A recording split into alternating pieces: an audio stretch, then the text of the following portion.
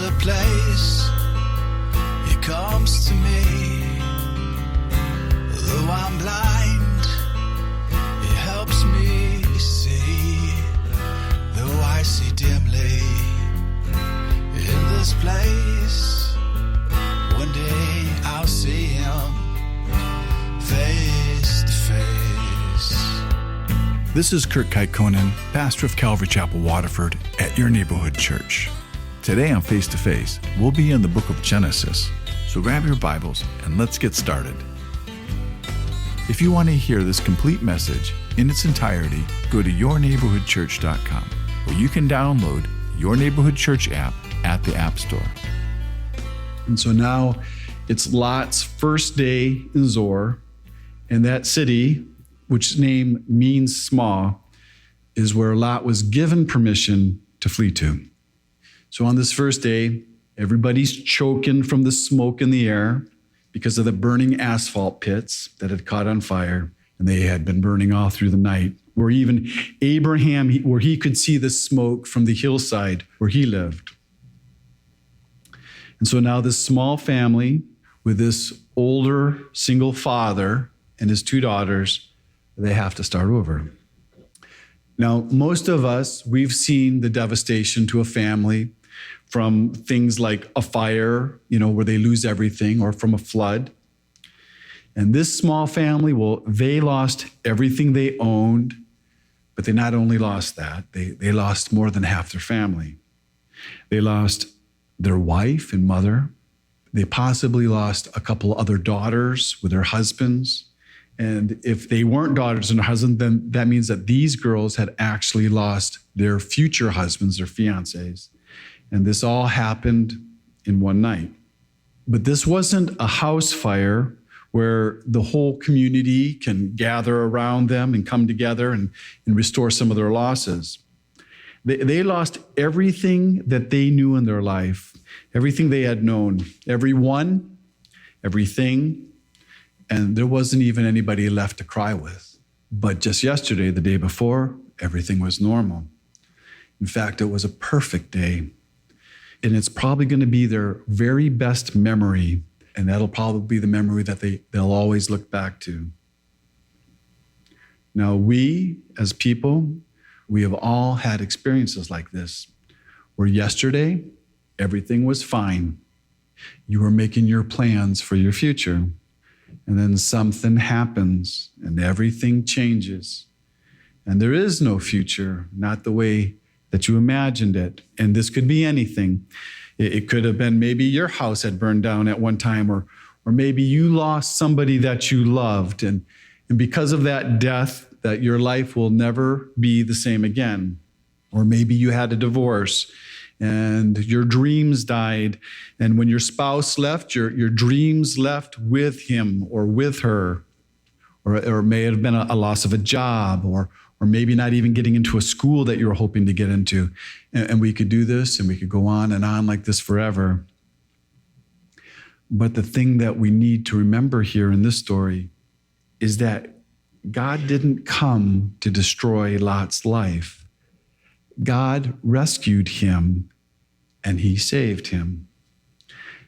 And God also, he rescued Lot's daughters, and he saved them too. And even though this looks like a great loss, and it was a great loss, but it was also God's great deliverance.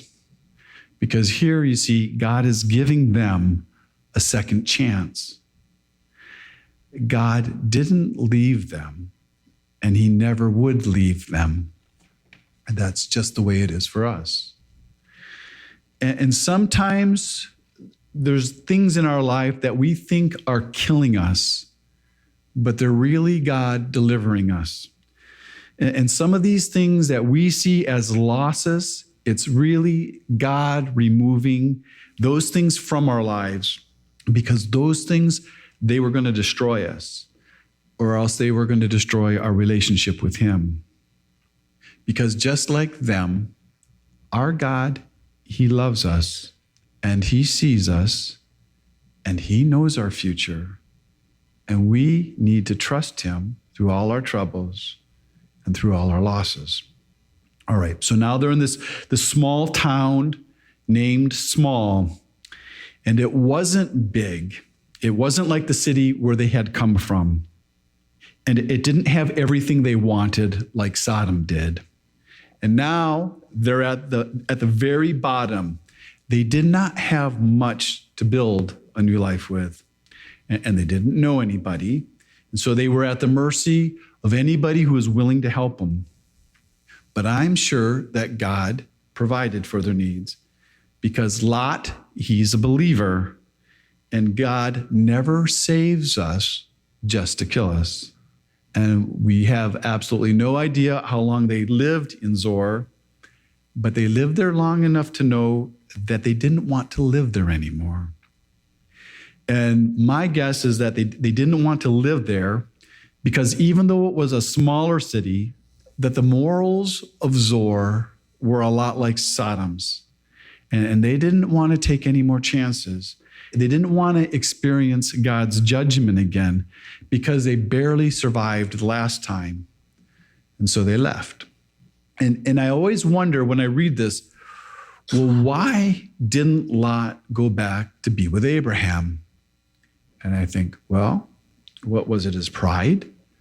Or did he feel like he was ashamed that he couldn't go back to Abraham being so humbled, to go back as being unsuccessful? Maybe that was it. Or maybe Lot just didn't care about anything anymore. Maybe he was bitter with the loss of his wife and his children, losing everything he owned. And it's kind of like the book of Job. And when you think of Job, Job was actually from this same time period that Lot was.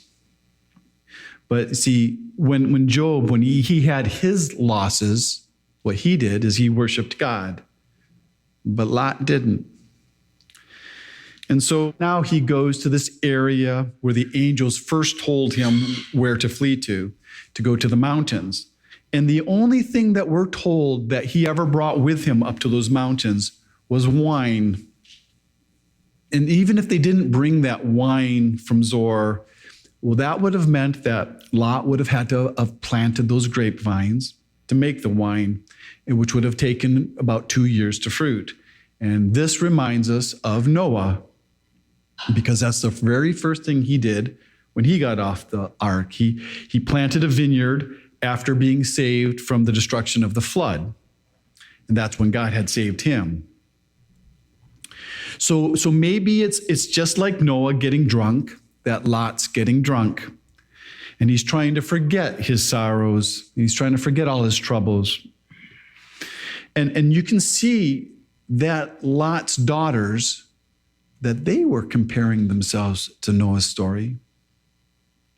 Because this was the destruction of their whole world.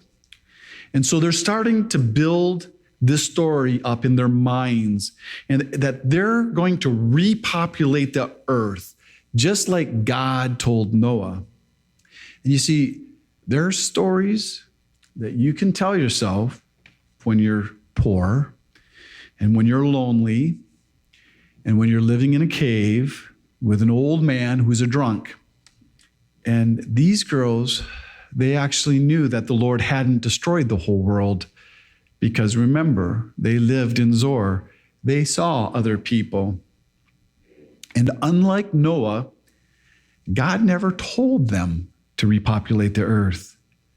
This was just a story that they had kept telling themselves, because these girls are trying to find a purpose for their poor, lonely, meager existence. And if you've ever noticed here that no one here was ever trying to seek God, they were never trying to find out what God wanted for their lives. But these people, they knew that God loved them because they knew that God saved them. And he even saved them by sending them angels. And it was miraculous. So they should have sought God, and they could have sought God, but nobody did. But then you have to think, what can you really expect from girls who who are raised in Sodom.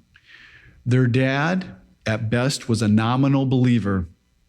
He wasn't sold out like Abraham was. Their mother, well, she was morally corrupt. And she was just like Sodom. That's why she had to share in the same judgment as Sodom. So what could you really expect from her daughters?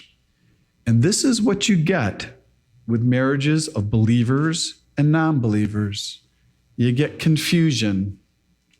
And if you think about back there in Sodom, I'm sure that homosexuality was not the only deviant lifestyle.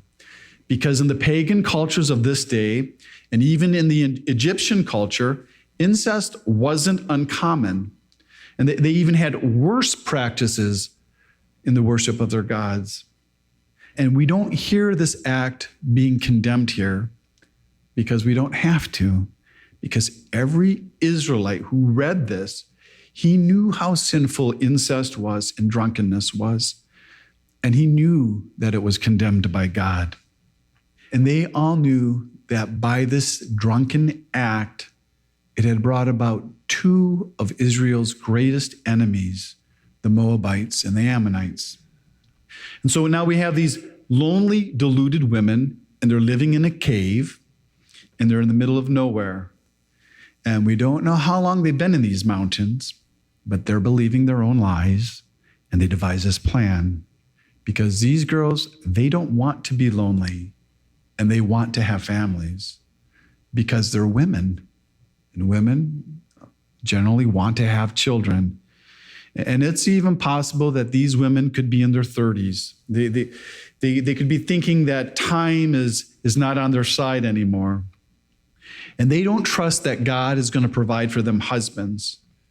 But they do know that their dad in no way would never, ever go for the plan that they developed.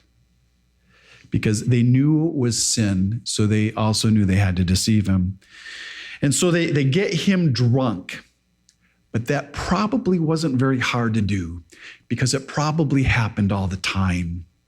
And then they carried out their plan. And Lot knew nothing at first. And you kind of wonder how he found out. But when he did find out, you kind of wonder how hard it would have been for him to live with the fact of how far that he had fallen. Because remember, Lot's an old man here, and he was successful. He was what you would call a self-made man. And he was a man that had gained all his success by being shrewd and by compromising with the world for a position of honor. But now he's going to finish his days out living like a fool. And that's not really how you want to spend your retirement. And these people, they created such a world of confusion. And then you just think about the kids of growing up with this kind of dishonor and the shame, and all the people around there, they knew it. You've been listening to Face to Face. Face to Face on this radio station has been provided by Your Neighborhood Church. If you want to help support Face to Face and put this program on other stations just like yours, you can contact us at yourneighborhoodchurch.com or write Your Neighborhood Church, P.O. Box 500, Romeo, Michigan 48065. There's a place he comes to me. Though I'm blind, he helps me see. Though I see dimly in this place, one day I'll see him face to face. Tune in again tomorrow at this same time as we continue to go through the Bible.